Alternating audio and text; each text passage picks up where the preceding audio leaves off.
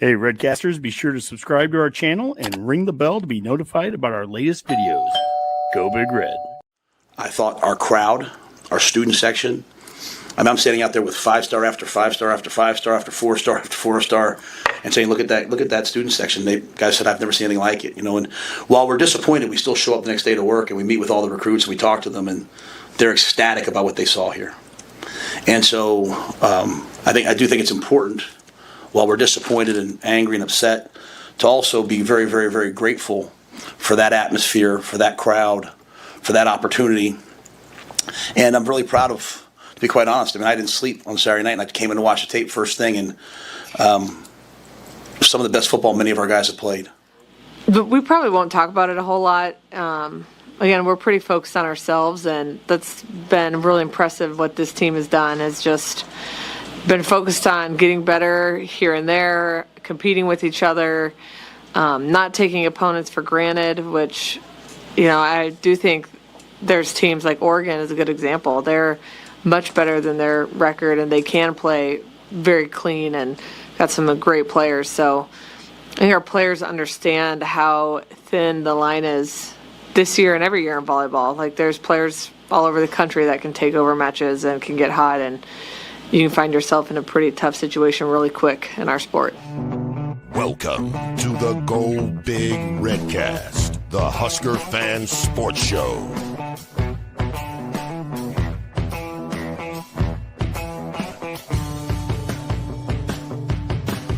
Welcome to the Go Big Redcast. I'm your host, Honky, and I'm with Redcast Abby. You know what, Honky? I am mad, and I think that I'm mad enough to make my football team win, and so I'm just going to be mad the whole podcast, because that's how we're going to be a better podcast and a better football team. You and me mad. We're going to have a happy waste of time and energy here, as the title is, and Abby, I think that's a good start for it. I'm also with Redcast Boomer. Yeah, I know one thing that Nebraska struggled with in the last few, decades or so, ever since switching to the Big Ten, was trying to find that actual rival. And, just kind of watching the events of this last week or so and on social media, I sort of think our new rival is local media, and it kind of seems the way it goes. So, fans definitely get worked up over that. So I guess we've got that. So. Well, it's crazy to think that the fans will get a little nutty after a loss, and we did lose 21-17 on the blackout against USC last weekend. It was an amazing setting for anyone that was there. You felt it. Hopefully, it showed well on TV as well as it did in person. And Coach Rule there at the beginning of the video that we showed there, he talked about what the scene was like for all the recruits that were there. We already have our first recruit that came from that weekend, Tay Ellis, a wide receiver from Fort Worth, 4-star, 2027 kid. Picked us over a couple of small schools named Texas A&M and Ohio State. So anyways, it's not all bad. and there's things to talk about, and there's progress that can be discussed, and we can talk about where this program goes moving forward. But before we get to that, we have plenty of time to get into the game and everything. Just let's kind of go around the room, talk about what we learned the last week. What would you think as you were watching the game? Boomer, I'll start with you. Any great realizations that you came to? A few basic ones. First off, that Nebraska fans can actually, wear something other than red. I know there were a lot of people concerned that wasn't going to come off, and people were going to wear red coats or whatever else they had. But I was really impressed with the turnout on that, and the way the fans really embraced that. It did look cool on TV. I wasn't there in person, but yeah, it was impressive to see on TV. It looked good. People talk about like the whiteouts at Penn State. This was equally as impressive as that, and looked really neat. So it'd be, something I'd like to see regardless of the loss, bring this back every now and then. It definitely has to be for night games, I think. I don't know if that would work as well at an 11 a.m. game, obviously, but whenever you have that chance, I'd say go with that. And also learn, just kind of watching social media this week, is apparently all referees have a vendetta against every team in college football. So they want every one of them to lose. It's pretty amazing. So how about you, Abby? What'd you learn from this last week? I don't know.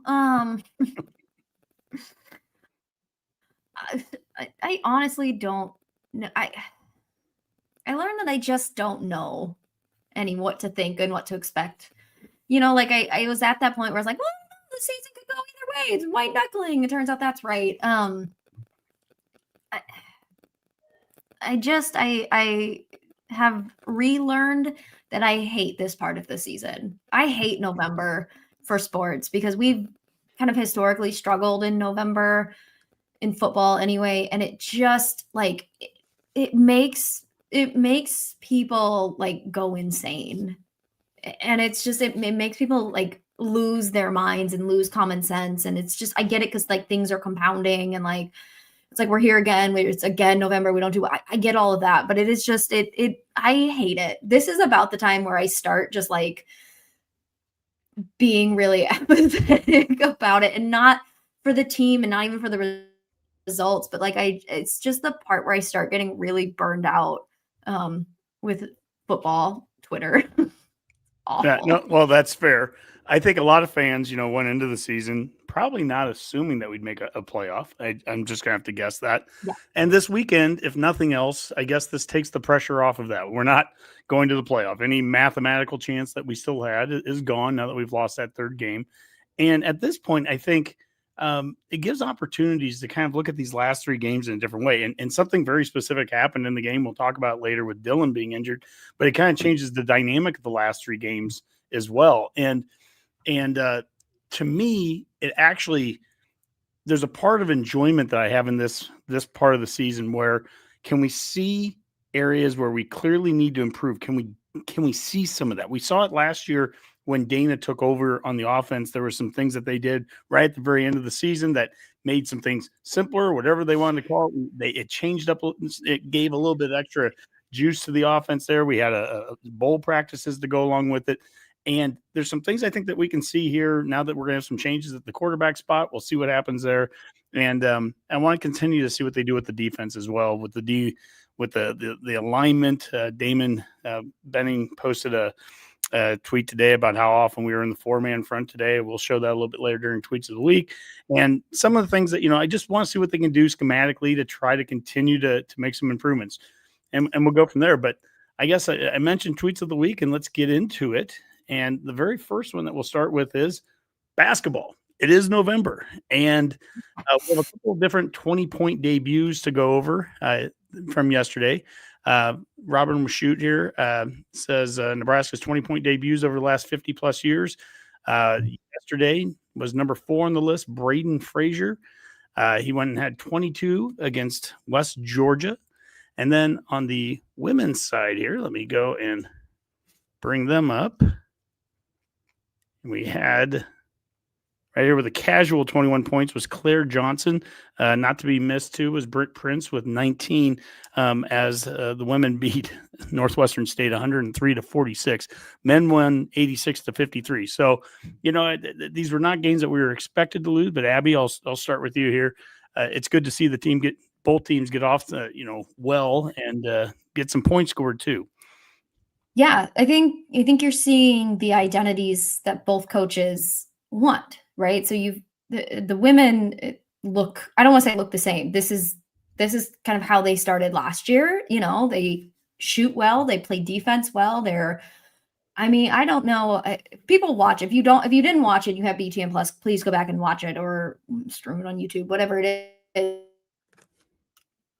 But I was so excited about every single one of our transfers who played because they all were on the ground, getting balls, stealing balls. They were so defensively minded and made such an impact in that game. And obviously Emily did great offensively. They all, did great offensively, but it was so cool to see the immediate impact on defense of those teams. And I think that's always been Amy's identity, or what she wants that team's identity to be. And it looks like, I know it's Northwestern State. We know this, but they looked good in their scrimmage. They apparently looked good in their secret scrimmage against Missouri. So it just seems like maybe she's got them in another place where they're still just maintaining that culture and that identity that she really wants. And then on the men's side, Fred wants this team to be gritty and physical and resilient and to punch back. And I think we saw that, right? Like we didn't start well. We shot terribly the first half. And then you could see once they started getting into the rhythm, they looked a little bit more like a Fred Hoiberg team, just in terms of like being able to shoot. And I think even, some of our guys who normally are pretty good, we're still a little cold, and that'll come as the season goes. But I think you're starting to actually see, or at least starting to, it's the first game, you are seeing traces of that identity that both coaches have said they want for their teams. Mm-hmm. Boomer, our producers are telling me it's wash shoot, so I should say the name correctly there. Kind of wash it is how you'd say wash it. So wash yeah, Robin wash it. Yeah. BTN Plus, as Abby said, I actually went ahead and purchased it for the first time ever. Got to watch last night's game. Did you watch the men play last night? And what are your thoughts through one game? Well, I mean, through one game, clearly we're an NCAA tournament team. I would think probably so. Sweet 16, if nothing, at the minimum after one game. But it's a start. I mean, it was a kind of a slow start to the game. It wasn't the prettiest first half we've ever played, but they really picked it up. As Abby said, it's a good thing there's two halves. And that second half they looked, kind of like more what we'd expect. Kind of a better from three and just able to dominate a West Georgia team, which is clearly outclassed in that. But again, you're playing West Georgia. That's fine. That's what you should be playing at this point. We're not Boise State, because if you watch them, you saw what happened to them. They lost to Hawaii Pacific yesterday, and they were an NCAA tournament team last year. So no excuses for this. Yeah, I want to give Georgia State some credit. I think this is their second year in D1, right? I think that's what I heard. But they're fairly new. Yeah, they're fairly new to Division I and in all facets. So I'm not even sure if they're eligible. Right. So then you know that, but apparently when they were still D2, or I assume D2, that's just the natural progression. They were like dominant. They were a very, very good. I think somebody, I can't remember if it was KP or the new who's the new color. I don't remember who the new color commentator is, or the play-by-play for basketball, because but one of them was saying that they basically were like North Carolina, Duke, like those types of schools of D2. So like they're historically a very good program making that jump into D1, which is hard for anybody. So I do want to give I don't know if I want to give them credit, but just be, this is, again, D2 is not D1, but still a pretty good team. And so pretty proud of our guys. I think maybe they weren't expecting it at first, that the kind of punch that came, but they recovered well, I think. Yeah, it's Jeff Smith joined Pavelka there. He's the color replacing Jake Muehlheisen. And Smith was a coach, I think, with Danny a couple decades back. And so a lot of experience there now on the bench, calling the games for Husker Radio. Let's move on in Tweets of the Week. And we're going to get into what just dropped tonight, which was the very first college football playoff rankings. How are we feeling here? This is the top 12. Ohio State, Indiana are 1 and 2. Texas A&M, Alabama, Georgia, Ole Miss. So the next four are all SEC. Then BYU, Texas Tech, Oregon, Notre Dame, and then Texas and Oklahoma. That's the top 12 with, the 12th team is the group of four. And so I think that was Memphis. That was the team that would get in there in the 12th spot there. Boomer, I'll start with you here. Any surprises, any thoughts as you listen to that coming out tonight? No, it's just the typical, we'll rank them as we want, and we'll find justifications for everything later, and everything we say this week is going to be completely, ignored next week if, we want to shuffle these teams around. So I don't think there's any real surprises. I mean, you see, Alabama number 4, even with a bad loss to Florida State, and I think they're justifying that by their recent, 4-game streak. I was a little surprised that Georgia Tech is as low as they are. I mean, they do have one loss, and they're behind several, 2-loss teams. That would kind of surprise me. I know it wasn't a great loss that they had, but God, you still got Texas at 11. They have a loss to Florida, who's not good. Mm-hmm. And Notre Dame being, quite as high as they were, still well ahead of Miami. Again, Miami's slumping lately, but they do have a head-to-head loss. So also Virginia. Sorry. No, go ahead. No, please keep going. Yeah. Virginia's 8-1. They're first in the ACC. Right. How are they? We're just ignoring an entire conference here. Yeah. I'm sorry. Yes. I mean, We clearly What are are. we It's like doing? Alabama, That's- Florida State was an exhibition game, apparently. So, yeah. Well, Oregon has one loss right now, and Yeah. Oregon's ninth. And that one loss was at home against Indiana, who's number 2. And to your point, Boomer, Alabama's number 4, and their one loss was against Florida State, who has a losing record right now. I mean, part of me is like, we always say with preseason rankings, we don't have a lot of love for those, but how different is this since this is being released now here in November and they waited? How different is this from really what the polls are? I guess Iowa's ranked in this and they're not in the actual polls, but Right. But I mean, short of that, I mean, this doesn't look that different than what you'd see, coming out on Monday. No, it really doesn't. Oh, go ahead, Abby. Yeah. No, that's all. It's just such a it's just such a joke. Yeah, and it right now again there seems to be, I guess if there's any plus, they seem to be saying, strength of schedule matters, who you play in theory matters. I think that's their rationale for putting Alabama in over Oregon, or at least in the ranking, system that it is, and having BYU as low as they are behind a bunch of one-loss teams. That's the argument they're utilizing at this point. We'll see if they carry through with that, but maybe that will help encourage better scheduling in the future. I don't know, but granted, it's also laying the groundwork for 12 SEC teams being in next year when they all play each other some more. So we have that to look forward to, I guess. But yeah, like I said, we'll see this shuffle around as they want to keep certain teams in certain rankings. They'll change their criteria next week, and there'll be no consistency from week to week in these. There rarely is.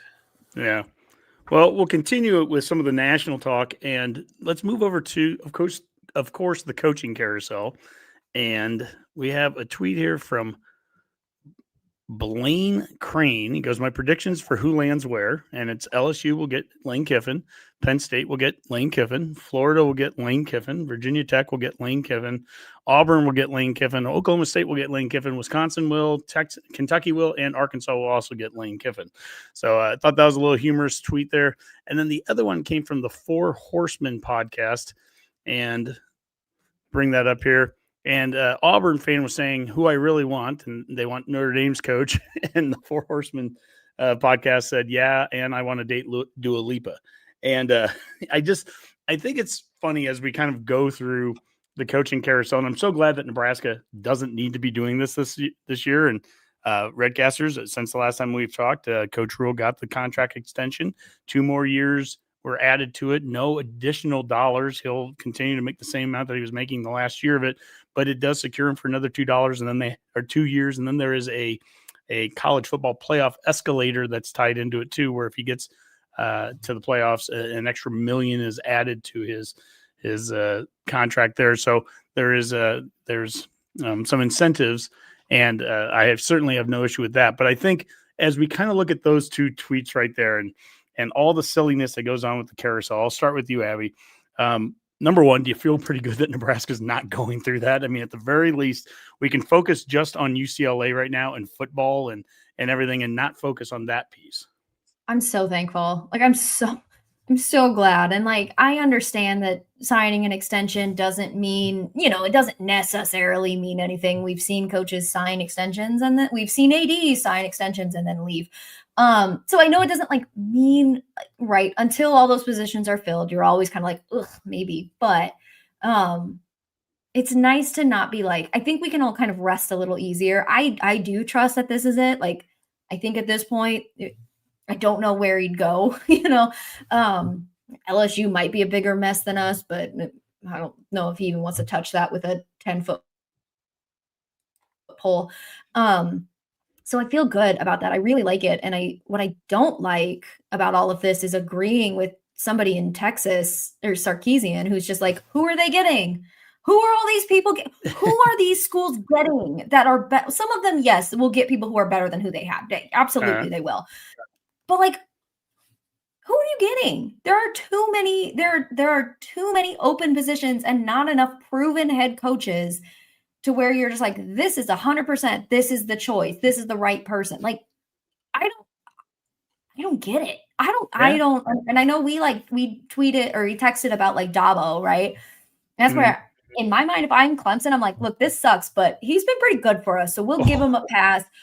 Let's not get involved in this year's carousel. I think that's why Wisconsin won't fire Fickle. I don't think Colorado's going to fire Dion this year. I think there's a couple of these teams that are it's not worth trying to fight this. Let's just essentially look, let's just get through another bad year. I don't know, but oh God, I don't envy any of these fan bases and any of these ADs and anybody who has to make these decisions. Well, Boomer, I brought up the tweet here from Stuart Mandel, who, I mean, generally speaking, I guess I've read his stuff over the years, and I've thought of him at times to be fairly level-minded. This is just one of the most bizarre and subpar tweets. Let's just put it this way. But he tweeted this out last week after the rule extension, and he goes, "This coaching carousel is getting to get so many people raises and extensions. Rules team is unranked, got killed by Minnesota 2 weeks ago, but oh no, we can't lose him."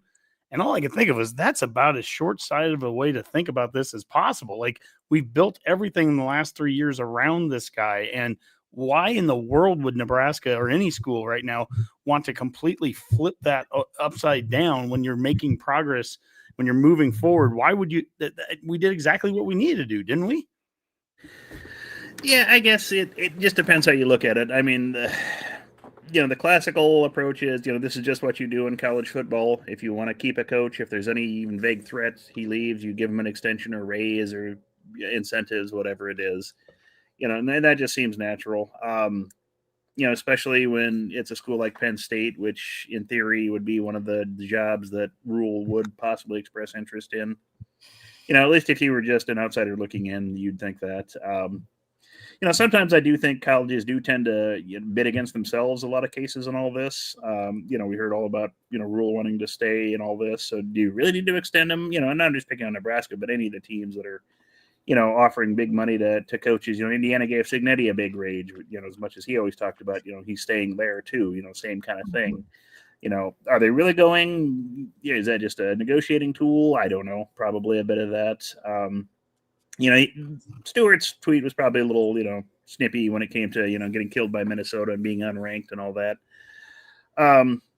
So it's just kind of a weird spot of college football. And I mean, he is right about how, once jobs open up, lots of other coaches start getting raises and extensions because of it. And sure, like you said, that just is the way the sport is structured right now. Now, should it be structured that way?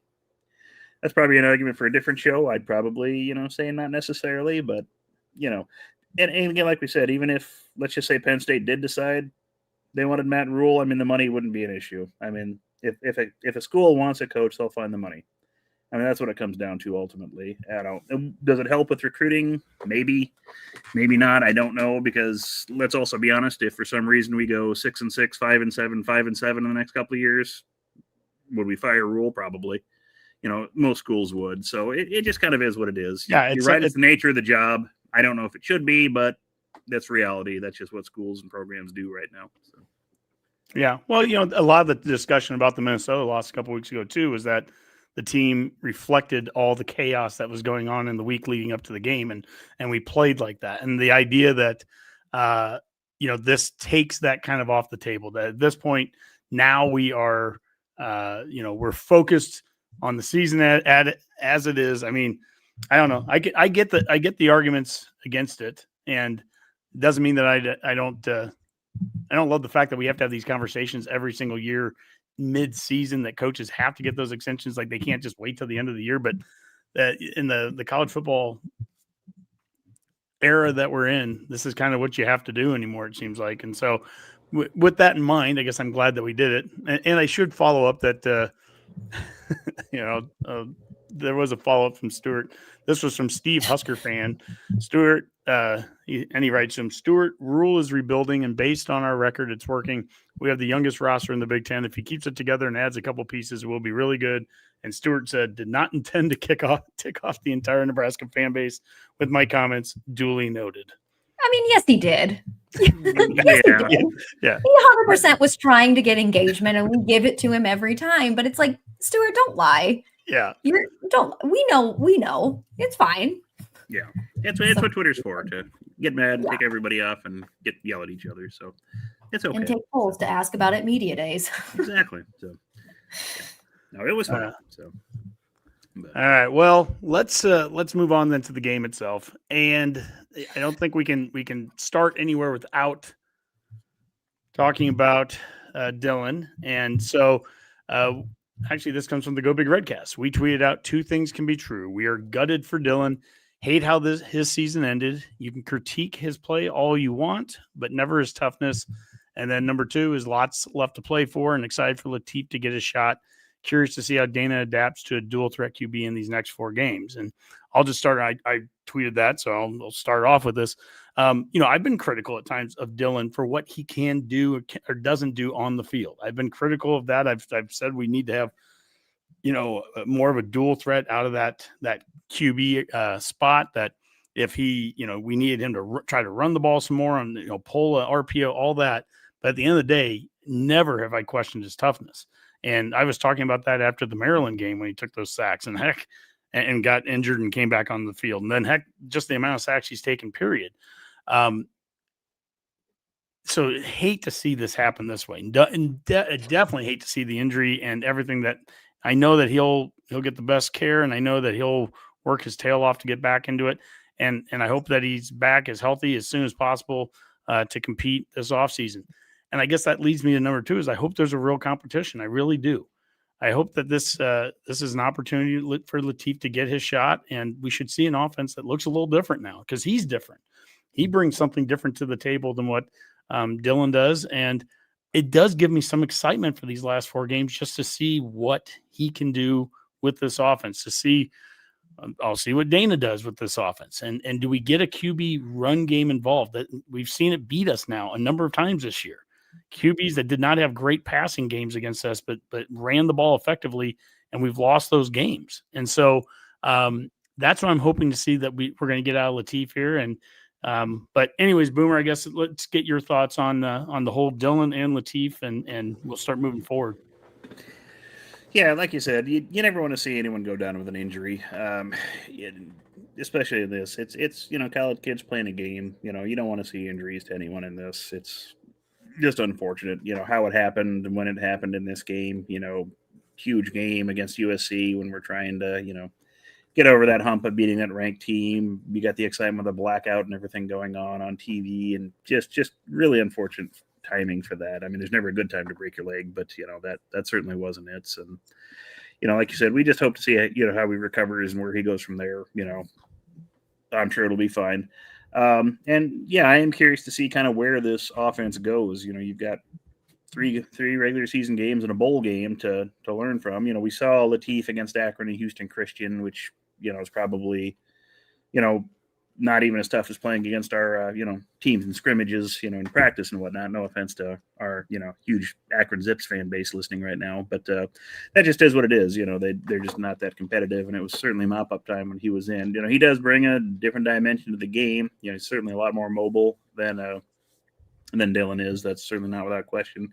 His passes, the ones I've seen, I think he throws it harder than Dylan does. Dylan's got a little more air under them, maybe some more softer touch, and Lateef seems to have a little more of a oomph behind his passes, so we'll see where that gets. He certainly didn't get an opportunity to show a lot of that in the USC game, which, I think we questioned, some of that, during the game. We didn't really seem to trust him to throw a whole lot, which, again, it's a tough position for a backup to be thrown in, against USC, a ranked team, when we weren't expecting to be in. So, I'm curious to see where Holgerson does. I guess if he wants to earn his stripes as an offensive coordinator here, let's see what he can do here. He got that extra hour from daylight savings time to prep for this week. So, and it is a late game on the East Coast, so that helps too. So there's probably even a few extra hours to get some plotting in for this. So, yeah, and so I'd expect to see more run pass options. I expect a lot of running in this game. UCLA is not a good run defense, so now's your chance. If you really want to show what a mobile quarterback can do with a good running back like Emmett Johnson with him,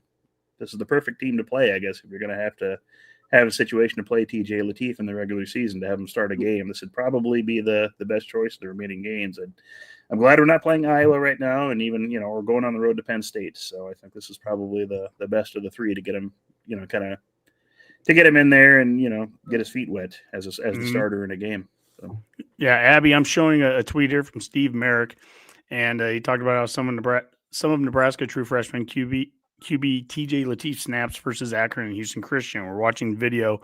The 6'1", 200-pound Lateef is a former 4-star out of Compton, California. He played in the Trinity League one of the best high school conferences in the country. And to the point that Boomer made there earlier, it's not about the competition right now. I'm not talking about this being Akron and Houston Christian. I'm literally just talking about what did we see?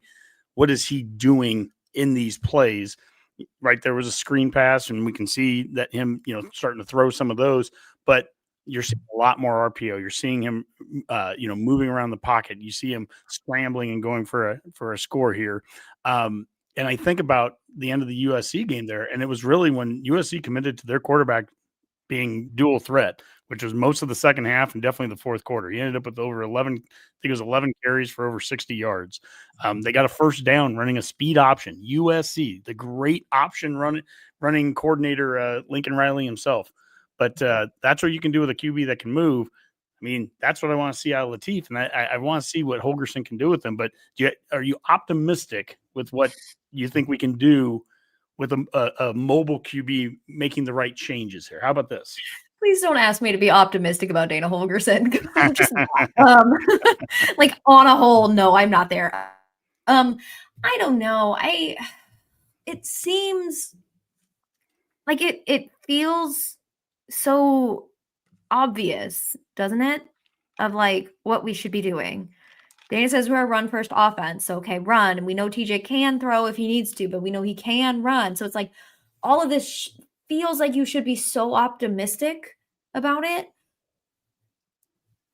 But we've seen, but like our own eyes have seen that like we just don't do what works. So like so no, the answer unfortunately is I'm not super optimistic that we're going to see something spectacular. My hope is that we see something good enough that plays more to TJ's strengths and we aren't rolling out the Dylan Raiola offense. Like I understand that like Holgorsen said, like it's the same offense, right? Mm-hmm. Like they learn the same offense. We don't have like a run offense of, you know what I mean? Like we don't have ones for each quarterback. Sure. But what I'm hoping is that the play calls are a little different, or the options of your play calls are a little different, and that we're not asking TJ to do what we've been asking Dylan to do, because while he can throw the ball, he's clearly he can't do it as well as Raiola, right? That's what they had determined at the beginning of the season and throughout the season. So like he's not Dylan. So I'm hoping that our offense is not the same, but do I think it will look much different? Until I see it, I don't. Yeah, I think some of this is I'm hoping that we see defenses have to play us differently. Yeah. And part of that's going to be TJ's going to have to make him pay a couple of times. He's going to have to, earn it. So for instance, that the fumbled snap that he had in the fourth quarter there, that was on a screen pass. And if you watch that screen pass, and Coach Rule talked about this, if you watch it, it was as wide open as it can be, because they brought a big blitz on him and he fumbled the snap there. Now he's also probably looking at a bunch of guys blitzing him, and he's going to have to beat that, because you beat that once or twice for big plays, and guess what? They're not going to be able to just do pin their ears back and try to blitz you. The other thing that he brings, even in the same offense that Dylan ran, but we always said Dylan was kind of unwilling to run with the ball. He was unwilling to pull it. He was unwilling to go off and get the easy 5 yards and slide, get out of bounds kind of thing. Well, TJ, he needs to be part of the run game. Now we have a two-headed monster, hopefully, in the run game in the backfield, and that changes how the defense they cannot focus on EJ the same way now. There's no way. If TJ pulls it 11 times, runs it 11 times, which is what the USC quarterback ran. So if their guy can run it that much, our guy can do it at least that much as well. If he runs it 11 times, imagine what that does for Emmett in the run game, and how defenses can't just solely focus on that. So that's an area that I'm really excited to see what that looks like. But he's also going to have to make a team pay in the pass game. He's going to have to hit a deep ball, or he's going to have to hit an easy screen, and I think there are things that we do well. We get under center well and have a good handoff game under center that we've also play actioned well out of. And I'd love to see TJ in that kind of scenario too. The play action, some of the rollouts. He can be a dangerous QB with what he brings. Yeah, I think, you're right on the one part of it, that you're really going to have to. I mean, Lateef's going to have to complete some passes, at least a decent distance down the field. I mean, because once he was in that USC game, yeah, he threw what I think he was 5 of 7, but it went for 7 yards. So everything was really short, really close. And you saw what USC was doing defensively at that point. They were just basically putting everybody in the box and saying, okay, you're not going to beat us, running the ball. If you want to try to throw it, go ahead and see what happens. And for whatever reason, we never really tried to throw it down field any further. I don't know why that was. I still don't have a good explanation for why that was in that game, since we saw Lateef throw some passes.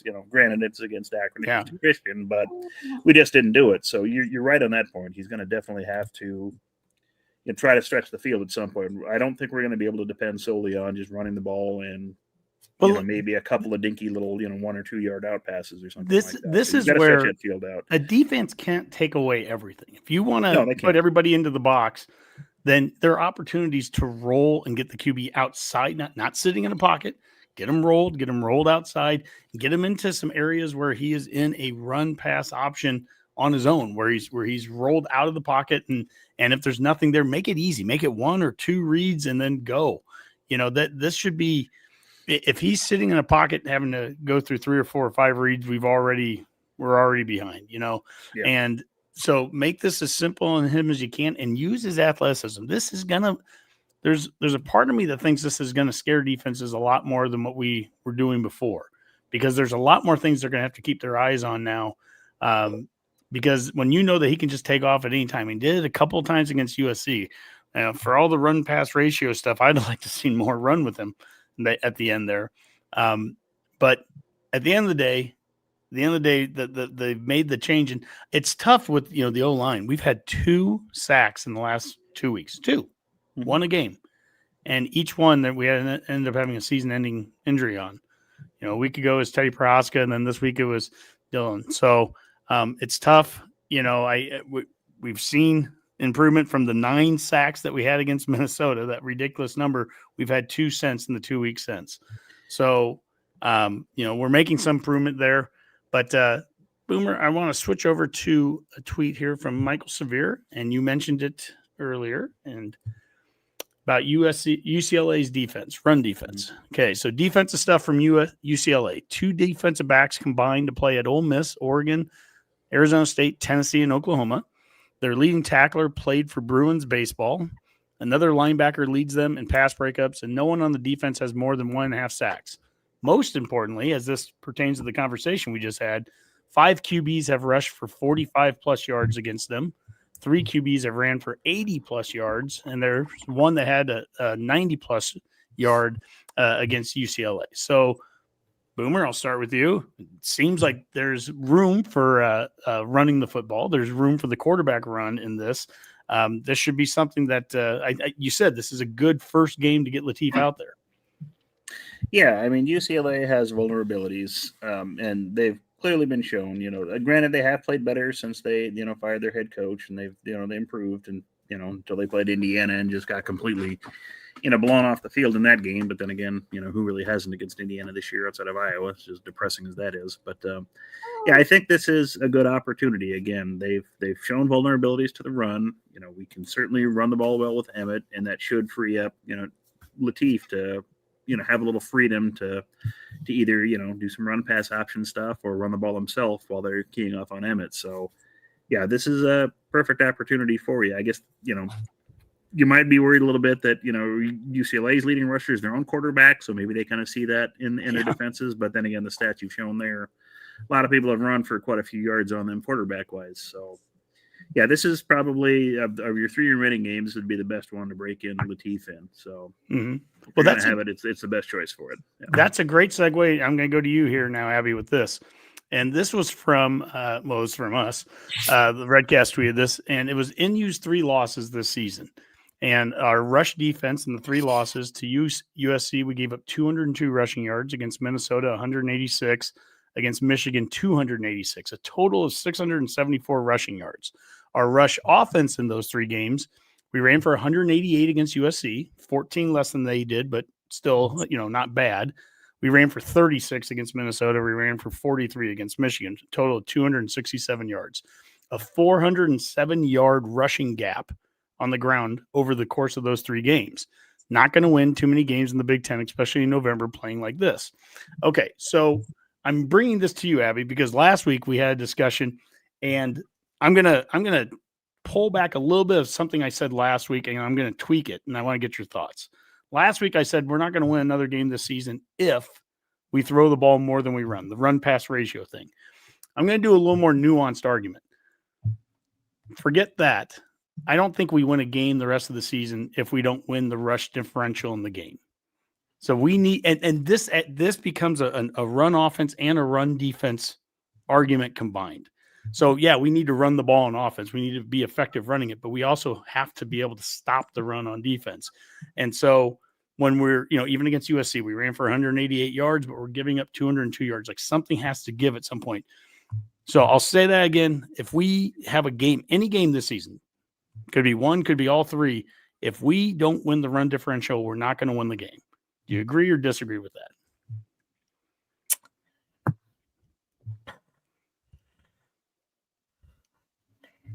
Looking at who is on our schedule, yes, I agree with that. I don't think that's a universal thing, but I think looking at who we have left, yes, I would agree with that, which is a terrifying thing. Because it feels like while our rush defense has gotten better, I mean, I know they had a couple. I get they had a couple. They had that one running back who just could get things done. But early on, our rush defense looked good. I don't know. Yes, I guess I agree. I just think about like Iowa's going to run the ball. Iowa's going to run the ball. Their quarterback's not. Their quarterback is the opposite of Dylan. Like their quarterback would much rather run than even try to put the ball in the air. So this is the most terrifying quarterback I've seen Iowa have since we've been doing the Redcast. Yes. And I don't, some people will smirk about that, but legit, like this guy can move and a play can break down and he can go make a play. And it's one of those things we'd always talk about. Why doesn't Iowa find a guy like that? Yeah, we to play always quarterback for them. They'd be great. So same thing with Wisconsin, right? Exactly. Why wouldn't they find someone like this? Of all the QBs that we're going to play that doesn't have that mobility left, it would probably be the Penn State QB, to be honest. So there's a combination I don't. You know what? I actually, of all the tweets, I don't. Well, I was just going to ask something here, Honky. When it comes to your run differential here, I think when it comes to defense, we are what we are with run defense at this point. I don't think they're going to make any great changes. I know we can talk a little bit about, which front we should align in more often defensively than others.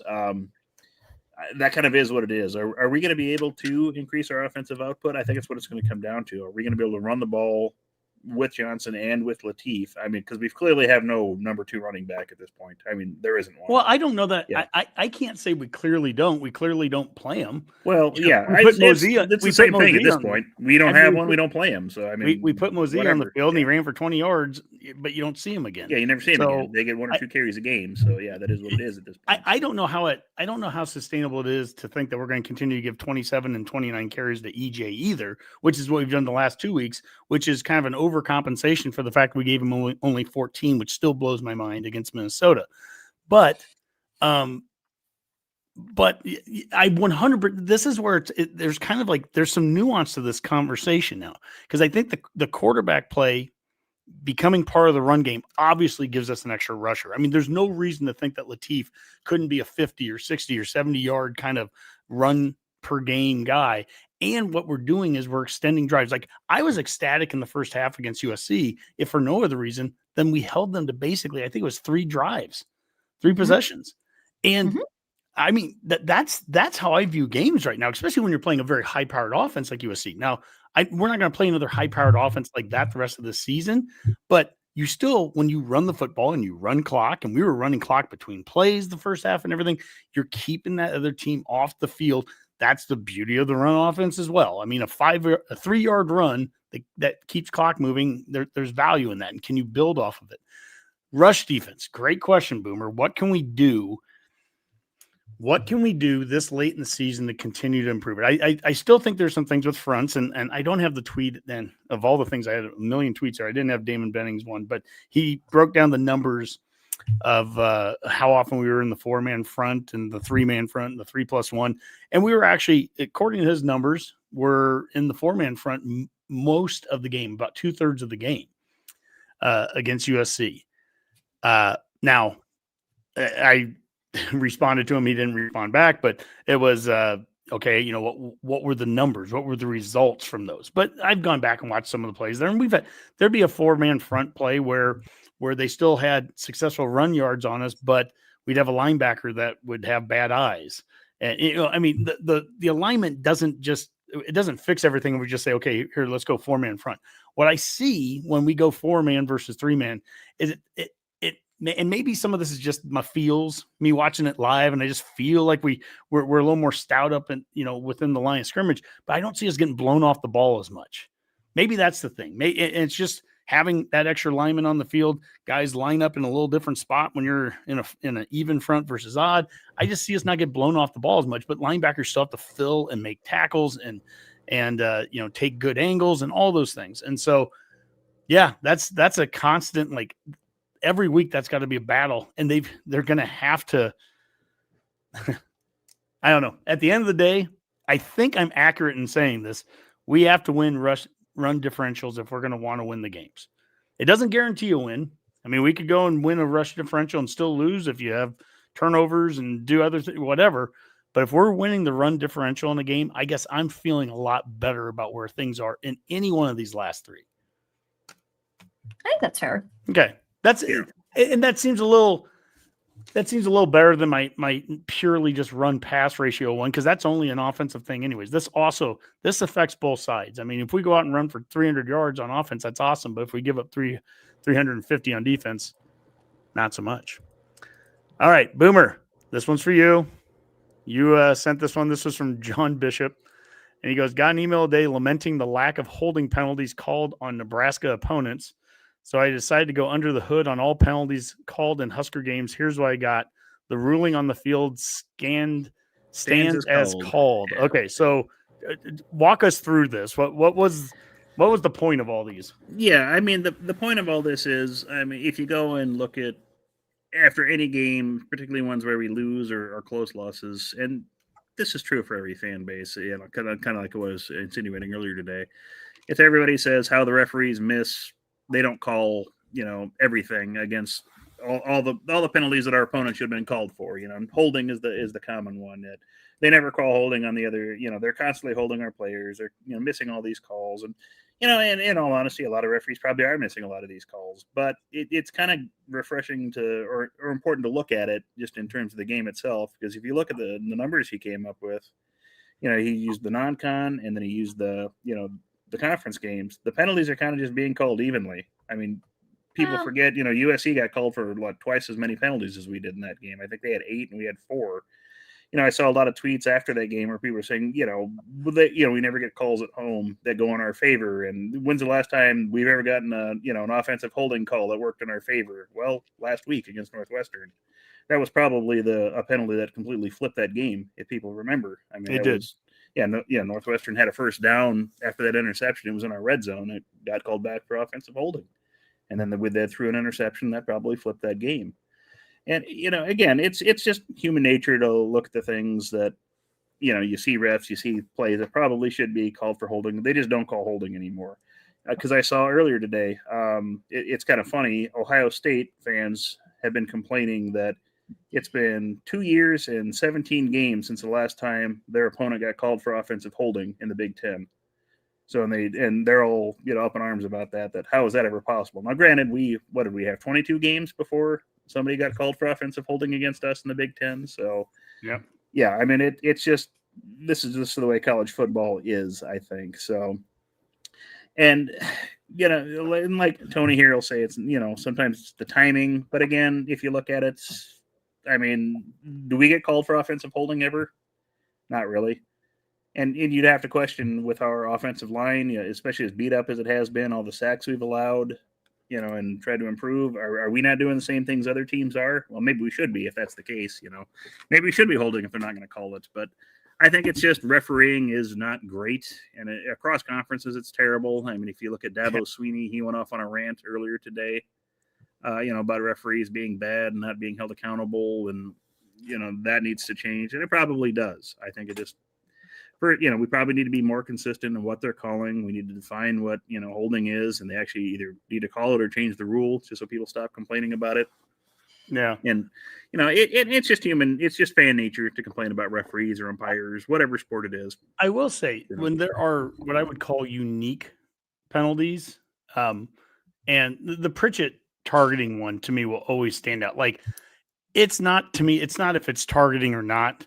It's a play you see it's the only time I've ever seen that called was our offensive lineman downfield jumping on a guy, and they called it. And I've seen the exact same play called a million times. And this is, I think it brings fan bases together. Honestly, I've heard every one of the Big Ten fan bases thinks the same way about Big Ten refereeing. I've seen SEC fan bases say that about SEC refereeing, except for Georgia. They have no right to ever complain about anything. But honestly, and I'm probably going on a little bit of a tangent here myself here, but I'm driven nuts by some of the added penalties that have been added over the course of the last 20, 25 years. Targeting didn't exist 30 years ago, and now it's something that it's such a part of the game, and it drives me nuts when we will nitpick real football plays being played, and then there was literally nothing illegal with the tackle that was on Dylan. That hip drop, there's nothing illegal about it right now. No, I think it will be illegal in a year or two, but that play is a hell of a lot more dangerous to me, the way that guy tackled Dylan, than most, that 90% of the whatever even is considered as targeting right now. Like, and some of those things they don't have any control over. It's such a bang play. This is the way that tackle happened. That hip drop, that's a dangerous tackle, and that causes that causes injuries. I mean, I don't know if it's dirty or not. I guess I'll leave that up to each person. But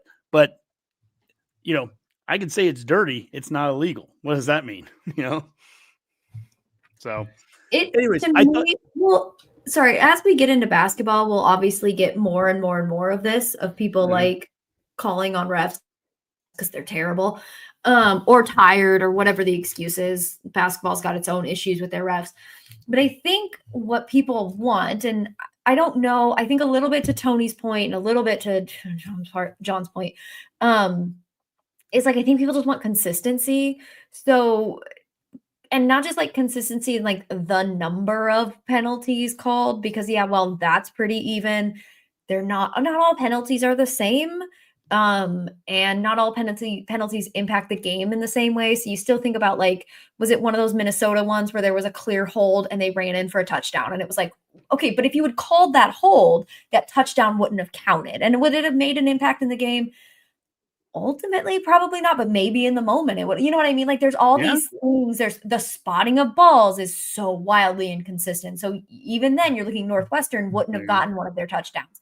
So sometimes, like, and I still, it's hard to believe those numbers of like, we don't get calls, because it really doesn't feel like any opponent gets a holding call against us at all, ever. It feels like we're back in that cycle. But I think more of it too, and I tweeted this during the game, is like, the refs kind of let a lot of things go in the first half of this game specifically. A lot of hand fighting, a lot of going after each other, the CB, the wide receiver. There were so many of those ones on Key that probably should have been a defensive pass interference. There was one that maybe should have been an offensive pass interference. Like, they were letting them go. They let the guys play for the most part. And then at the end, second half of the game, they started just tightening up that whistle. And it was like, you can't do it that way. You have to do it you have to start, if you're going to be inconsistent, you have to call a tight game at the beginning and set the standard. And so, and I'm just thinking, like, with basketball starting, I'm going to tweet that a million times more, of just like, we need a consistently called game from like team to team. So team versus team, what's getting called, and also just like quarter to quarter or half to half.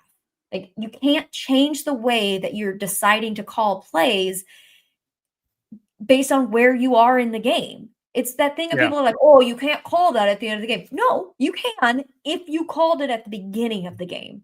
Like, you have to, and if you haven't been, you got to let it go. You can't change that in the middle of a game just because you're like, oh crap, the game's almost done. Yeah, I was sitting next to some USC fans during the game, And we talked about that. There was some hand fighting both sides in the first half, and both of us kind of got away with the play. It felt like both teams kind of did. And I remember having the conversation next to me with the guy, and I was like, I like this. I like this style. But if you're going to do this, then you've got to be consistent with that. And he's like, absolutely. We were 100% agreement. And then you get into the second half, and it felt like every single time a ball's up in the air and they're doing the exact same thing they were doing an hour earlier, you're getting calls.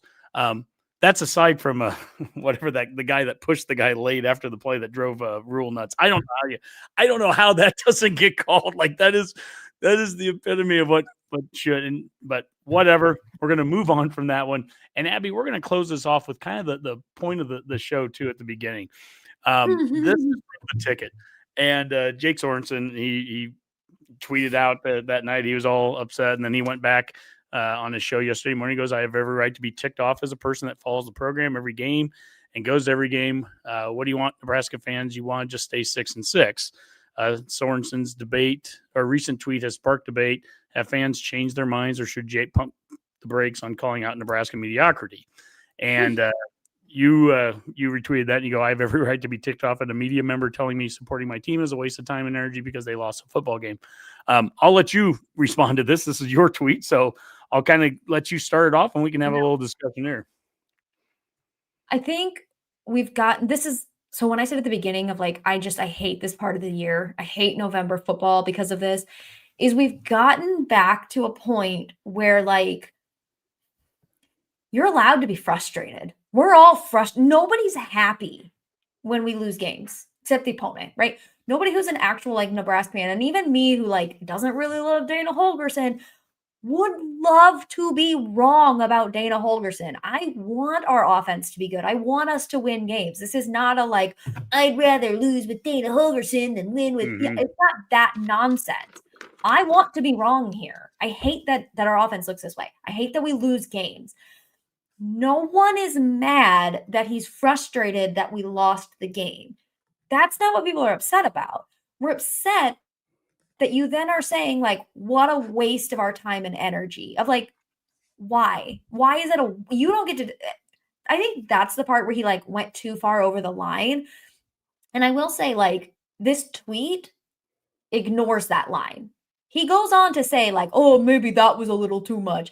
But this tweet gives the impression that like we're complacent being 6-6, that like if we disagree with what Jake said, it's because we're okay losing. And I can't believe we're having the conversation again of like, you don't have to say losing is bad to know losing is bad. Like I'm not being complicit and being like, it's okay to lose by not having a temper tantrum on social media after games. Those things don't equate. They're not the same thing. Mm-hmm. So I think that's what really got people is we're just like, we can be frustrated and still see progress. We can be frustrated with the outcome and still say like, I'm going to support this team. I'm supporting the future. I think that's the part that got most people upset was this idea that it's like a waste of fans' time and energy. What does he want us to do? Just not go anymore? Abby, what does that serve? It's crazy because we talked about at the very beginning of this show.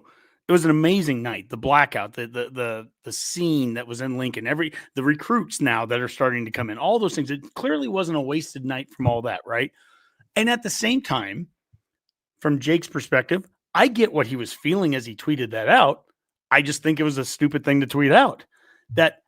If you looked at our text chain at that time, I was texting you guys, things that I would not want to tweet out because I'm ticked in the moment. But I know that there are to me that there just feels like there's proper places and not proper places, and it's one of the reasons that we're not real good at doing instant reaction shows. By the way, I don't listen to overreaction shows either. I have no interest in that. Like people whoever can yell the loudest after the game doesn't mean you're the maddest.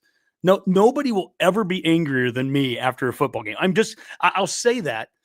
And I say that and somebody next to me can say, well, no, I'm every bit as angry. I'm sure you are. I just know no one's more angry than I am. I'm always upset, but I'm also always upset when we don't play the style that I want. Like, I guess there's a part of me that feels like if we go out here against UCLA and we run for 300 yards and we hold them to 150 yards rushing and we lose, there's a part of me that would hope that I would, okay, at least I can appreciate the style, right? But I'll still be mad about there's some other reason that we lost, But I think when you're in that I understand what Husker fans have, that instant anger after a game. I get it all the time. Social media is not a good place for you to be at. Jake needs a text chain. Jake needs somebody to text during game. The text chain, I'm telling you, like it's our trust tree. It's our safe place. And we can think things through and we can say things. And sometimes some of the things we say are really, really smart in the moment. And sometimes they're not, but it's like not everything has to be out there for the world. And, so I guess I'll go to this tweet here, because this is kind of a follow-up to it. And I'm focusing on Zach, but this is actually, he's responding to something we did. So Greg B here says, the problem with Nebraska fans is they don't hate losing. You need to hate losing, Abby. Or so he must have been responding to you. Yeah, you need to hate losing, Abby, or you won't even get back to winning, which is ridiculous to be saying to a fan. Like, we're going to start winning because, whatever. But anyways, so we retweeted, we go, wow, Greg, sounds like you don't hang around many Husker fans. Every L kills us. If you think Jake's online sulking means he somehow hates losing more than the rest of us, wow. We'll bite our tongue, though. Restraint and integrity, right, still means something to us. Zach, and then this is what I wanted to focus on, was Zach's response. Every game isn't a referendum on the program. Take it more than a week to week. Evaluate where we are at the end of the season. It's not that hard. And honestly, Zach, that's probably the best thing I've read there. It's not that hard. And I'm guilty of this. I'm 100% guilty of this. I take things so week to week. That's how this season's kind of been. It's kind of the roller coaster of it. But, we can still afford to evaluate at the end of the season. Maybe this gets so deep into a discussion and an hour into the show, maybe it's not the right time for it. But it's like, we talked about how you have to extend the coach's contract, because if you don't, you're going to lose him. Everything is so week to week in the moment with college football. And that is really hard to be a fan to watch. It just is. It's like, everything's so dire all the times. And you see coaches that win a lot of football games talk about how tough it is and that you lose one game and everything's going upside down. I don't know. I'm not even sure where I'm going with this. It's just really tough. It's tough as a fan. Boomer? Yeah, some of that I think is just the nature of college football. I mean, you only get 12 regular season games. I mean, so it's not if you watch something like baseball, where it's 100 and I can't remember how many games they play anymore in a season.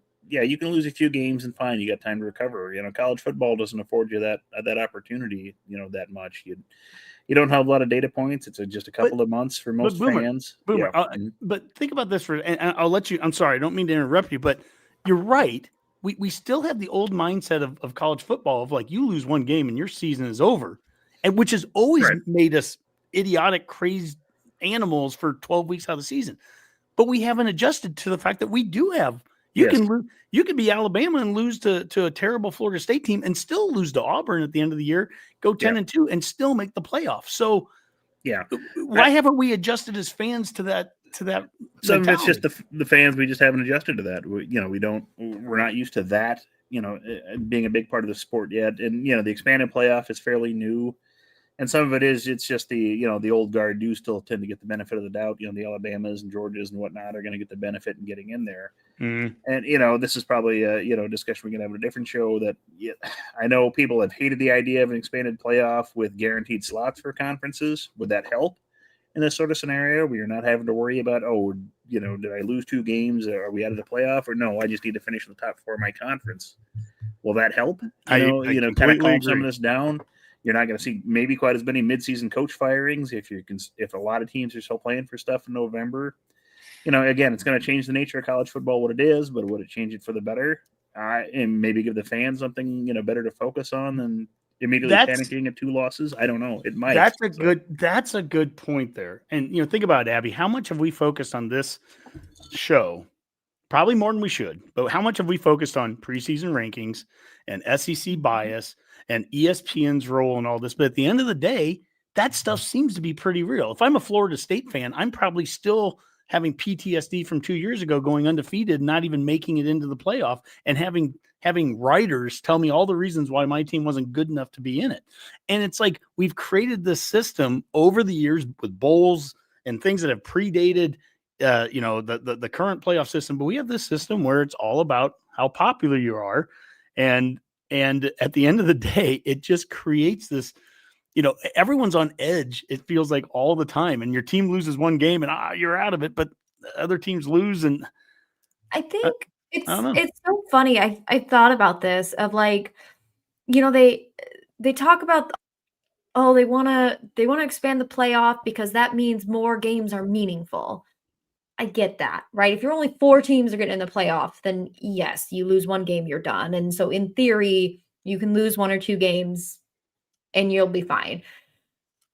But I almost feel like it hits the opposite effect for most people, most fans. Like, I don't mean this and I don't mean this to say like I'm not excited for the rest of the season, but like we're not going to go to the playoffs. So do our games matter? Do you know what I mean? Like, is it like, oh, sure, they matter for like, I don't know, Notre Dame.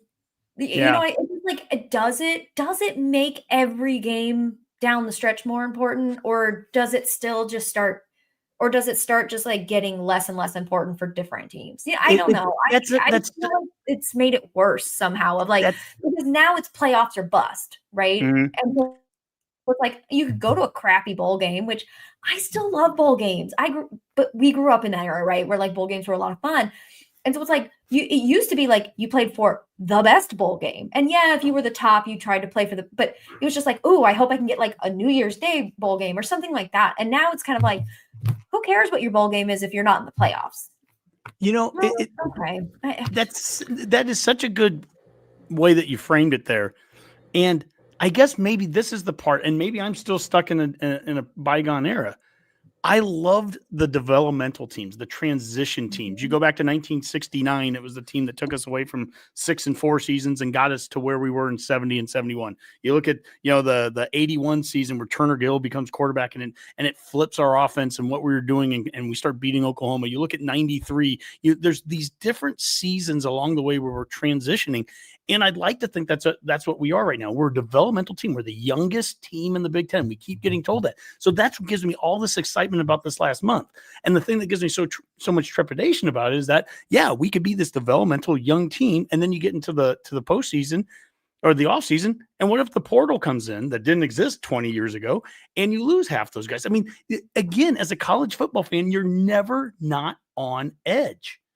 So even when you get to the offseason, you're like, man, we're going to be good next year with Barney and all these. And I hope Dylan comes back 100%. I hope Lateef has a great. And you go through all these guys and you're like, man, we could be really good next year. And oh, geez, I hope we don't lose any of them. And I hope we don't lose them in January. And I hope we don't lose them after spring. And you go through that whole cycle of stuff. And you're like, when do you just get a chance to just enjoy the process, enjoy things? That's part of my challenge that comes out of all this. And we're not going to figure it out here. This has been a great discussion on it so far. And let's go to something. This is my weirdest segue over, but let's go to something here called courtside cooking, where we don't have to have a lot of these worries and these concerns. Something that's been very consistent for us all season, and that has been volleyball. And Abby, we did it again. We just keep doing it. I mean, you know what?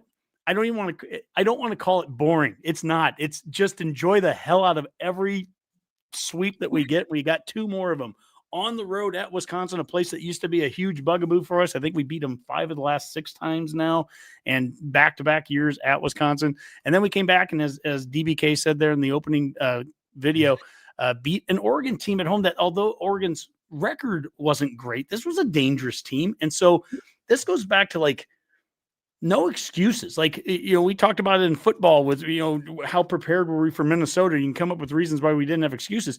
There's a million excuses why Nebraska volleyball should have overlooked Oregon and at least lost a set, and they just didn't do it. They sure tried,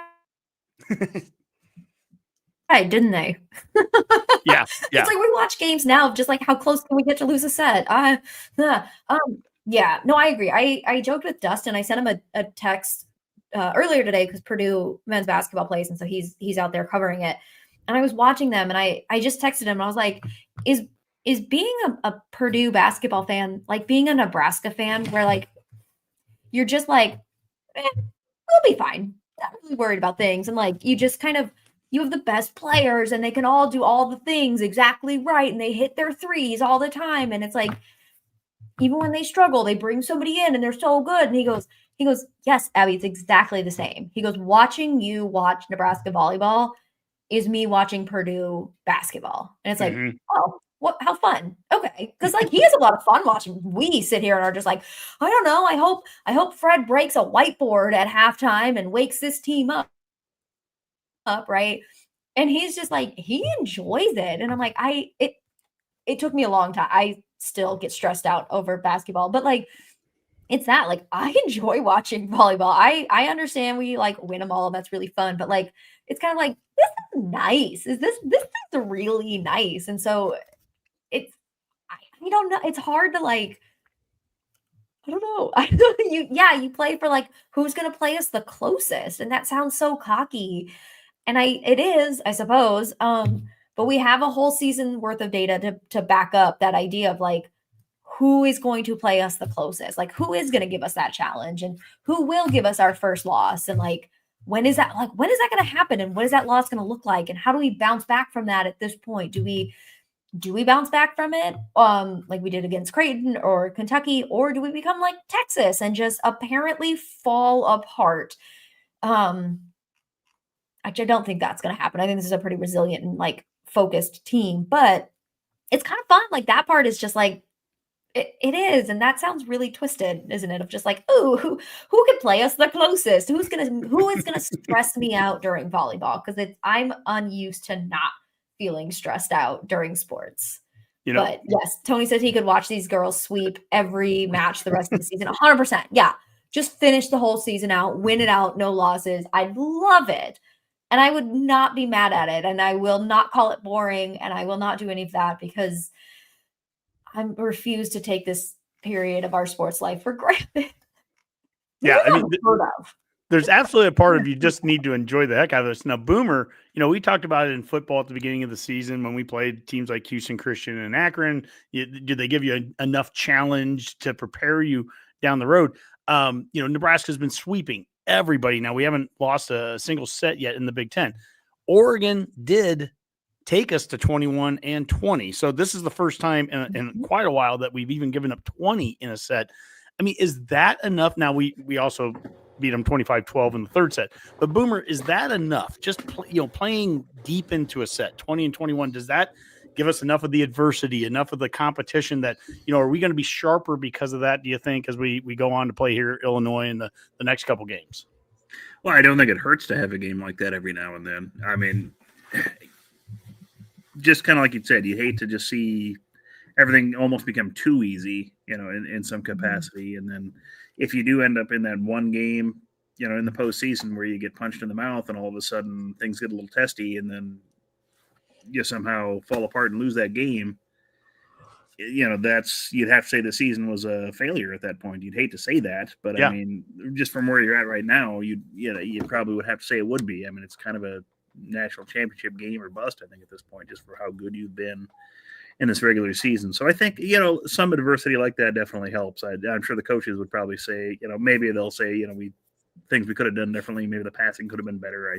I saw an article about that. There were some questions about how great our passing was in the last couple of games, especially against Oregon. But I don't, I'm no expert in volleyball stats. Abby could probably speak to that better than I can. But did you see, Abby? Yeah. Did you see the presser with DBK and she was asked about the passing and she got a little testy there. It's like, is it a problem?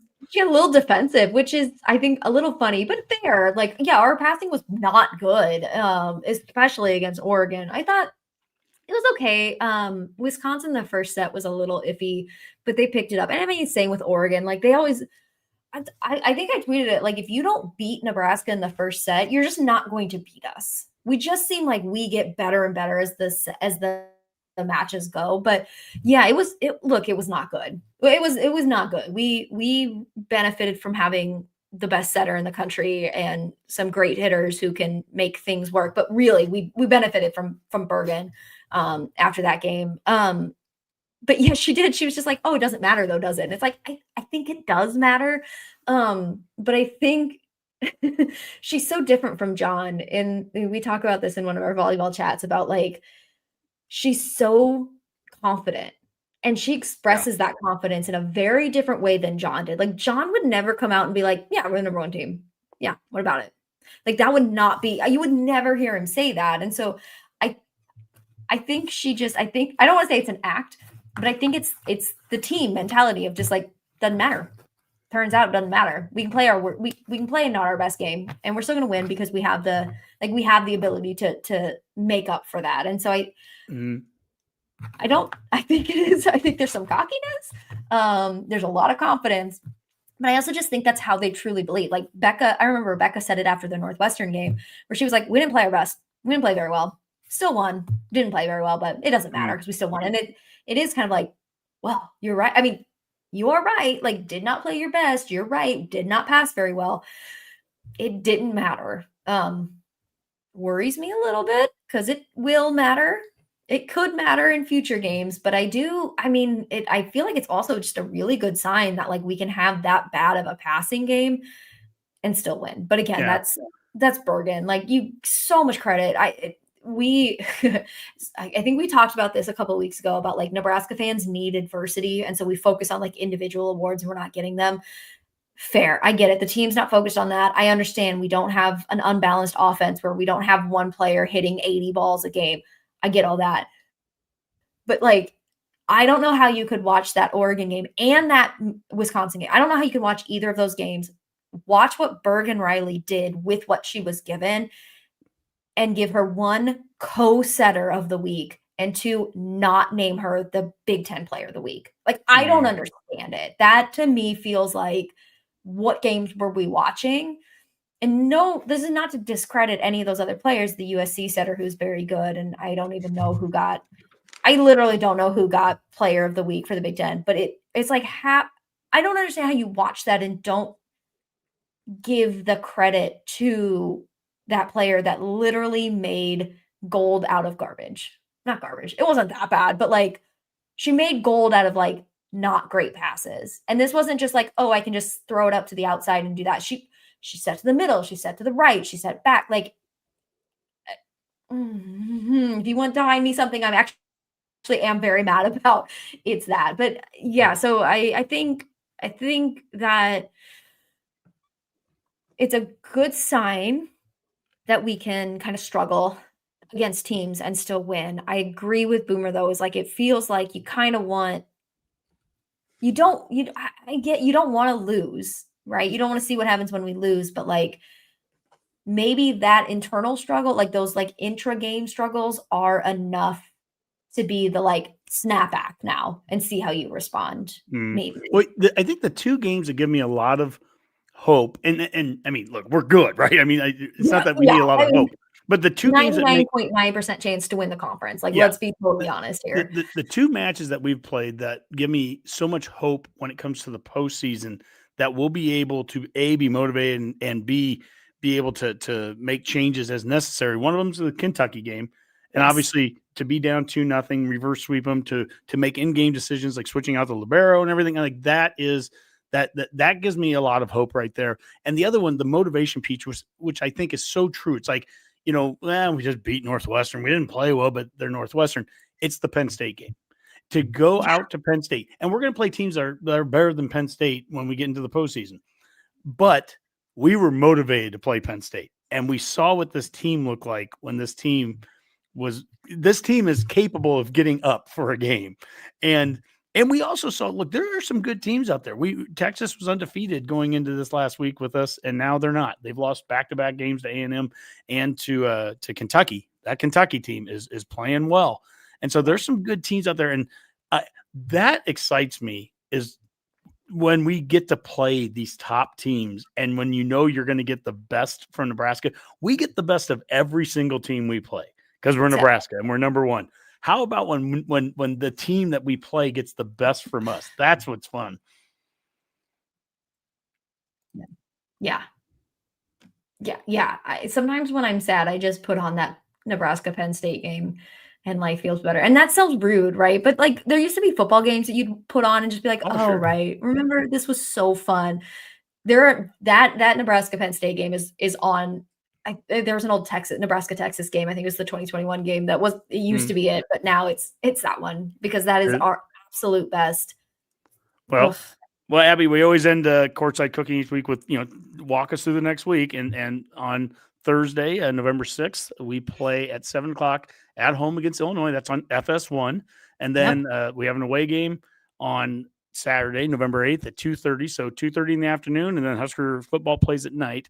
And 2:30 we play at Minnesota. That one's on Peacock. So anyways, so if your neighbor has Peacock, go and get the login info. So anyways, talk us through Illinois and Minnesota. I think, the Illinois and Minnesota are both teams. Minnesota's still ranked. Illinois is not, but they were ranked, I think, for a while. They were number 2 in the conference for a while too. They, I think Illinois is one of those teams that kind of like Oregon is maybe better than their record suggests. They can play teams really tough. And they can let games slip away. So we have to, this isn't this isn't playing Ohio State, which is terrible and hasn't won a conference game all season. They can do some damage if we aren't careful.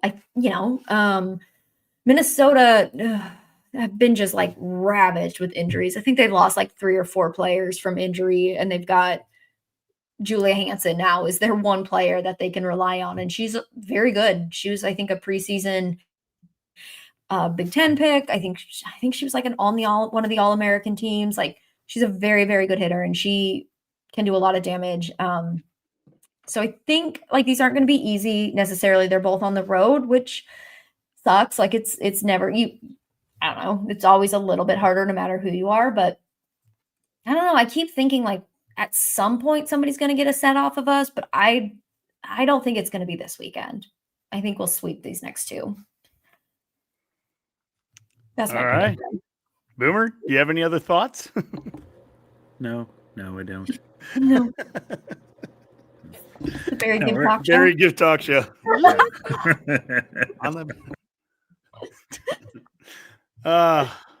You know what? I think this is as good a time as any. Let's go into parting shots here.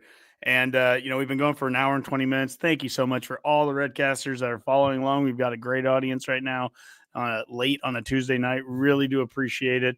Abby, we'll start with you. Oh, guys, stay off social media right after a game. It's okay. Find, more than that, no, just find somebody that you can just text with during a game to let those emotions go in a safe place, because they don't need to be shared. And I understand that like you have every right to do it and you have every right to do all that, but like just for your own mental health, maybe don't put things out on the internet that are going to last forever. So just find a buddy to text about games with, and call your dad after games to talk about them and, decompress. And then go onto Twitter once you've calmed down and let all the alcohol get out of your system. Or don't. It's fun. I don't know. Boomer, how about you? Just a couple quick things here. First off, I do want to give a shout out to former Husker quarterback Jeff Sims. For people that aren't aware, he is still playing at Arizona State, and actually was the AP Football Player of the Week this last week. He managed about 400 and some yards, I think, but passing and on the ground.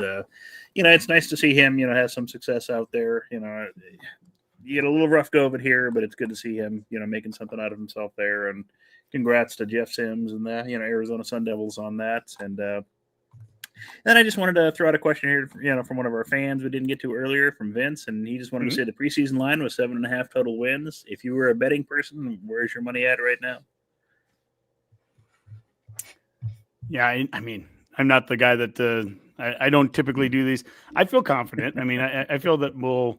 Now, is that 7.5 over the course of the regular season? Yeah, season. Yep, we got 3 games left. We need to win 2 to go over. So, we're going to win 2 out of the last 3. That's the question. We don't need a betcast much anymore, but here you go. Here's your chance. Nah, I'm not going to take the bait. This isn't it's not what I do. I just don't. That's true. I'm more focused on run differentials and doing that. And I think that we can win the run differential this week. That would be my answer to that. And I think that we have a great chance by doing that to win this week. So then that would make that question all the more interesting a week from now if we're sitting at 7 games. But it's a good question. I don't want to say it's not. It's just that's not me. I don't get into the betting stuff. So unfortunately, I don't think Abby does either. No, I'm too scared. but Boomer, you do. So I guess you answer that one. Yeah, that's a tough one, especially given with the injury at quarterback, that just kind of throw previous stats out the window in a lot of degrees, so you have no idea what exactly you're looking at. So you basically have to win 2 out of your last 3 to cover that. When we do the betcast, I always say I don't bet Nebraska games because passion kind of interferes with logic and thinking. The fan of me says we can win 2 because we could beat UCLA, and Penn State may throw in the towel because they still have to play Indiana and Michigan State yet. So in theory, those intangibles may work in your favor. Iowa, I don't have a whole lot of trust in at this point. We'll see where we're at, before that game. So we might go over. I'd be shocked if we win all 3. I'll just say that. So yeah, it's possible we can win 2. I wouldn't be shocked if we won 2. 3 would stun me. So you talk about like being sometimes you get blinded by the passion that you have for the team. I also get blinded by how I would do things if I was running it, if I was coaching it. I know what I would do with Lateef. I know how I would want to utilize him. I know I'd want to, I'd be running some option with him. I'd be doing what USC did to get a first down, right? And then that's part of the thing that gets me frustrated during a game when I'm like, I don't see the things that in my head I would be doing if I was, if I had done all the right things to become an offensive coordinator, and I'm not. So, I'm not as concerned about the QB spot because I think the legs can make up a big difference here. That's not to say that, we're obviously not losing, we're losing a huge amount of experience that Dylan has played for 20 plus games, whatever it was in a row. And really, again, kudos to Dylan for that consistency. We've gone through so many quarterbacks over so many years, and we had somebody that he's been the guy since game 1 now of a year ago. So, I mean, it's foolish for me. I'm not even trying to say that it's not like, oh, well, we won't have any trouble replacing him. No, I mean, it's a huge deal. I'm just so excited to see a dual threat QB out there and Lateef get the opportunity. I just want to see, I hope it goes well for him. It's a great question. It really is. I'm waffling on it. If I had to put my house up, and I would never do this, if I had to put my house up, I would not say that we'd go over 7.5 right now. But I'm not putting my house up because that's dumb. Anyways, for my parting shot, I'm bringing this up because Abby, you said after a game, don't go out and tweet and let the alcohol go out. Well, we have some alcohol at Nebraska. We are number 2, and I'm bringing up a tweet here that who is selling the most booze at football games this year, and whoever was Extra Points SMB.com.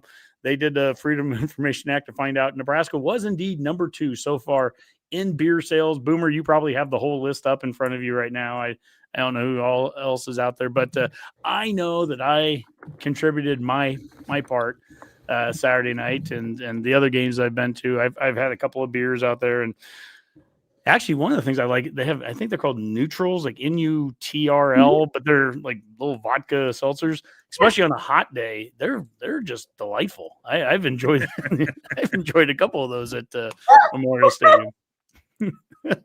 Yeah, that's fair. And number 1, I don't think would surprise anybody. It's our good friends at the University of Wisconsin. Oh, yeah, what a shock there. And granted, given the year they have, they should probably be drinking more yet somehow. So, I actually am more impressed that they're winning because I don't think that many people go to their games. Yeah, and they only stay for like a quarter. So yeah, so it's like, oh my God, how much are they drinking? Having been to Wisconsin a couple times, the answer is a lot. Yeah, they really do imbibe heavily there. So I've enjoyed my time there. Yeah, but they don't fool around on Wisconsin campus. We've got some ground to make up, but I think I have faith in Husker fandom. We can do this and do it responsibly. That's the important point. So absolutely. Well, I think that calls it a show for this week. But thank you so much again, Redcasters, for sticking with us. As we said earlier, basketball, we're getting into basketball season now. Football is going down to the last 3 games here, and then we have a bowl game. Volleyball is dominating. There's a lot to talk about right now. We're going to talk about it all each week. But thank you so much for joining us. And join us again next week on the Go Big Redcast. Go Big Red.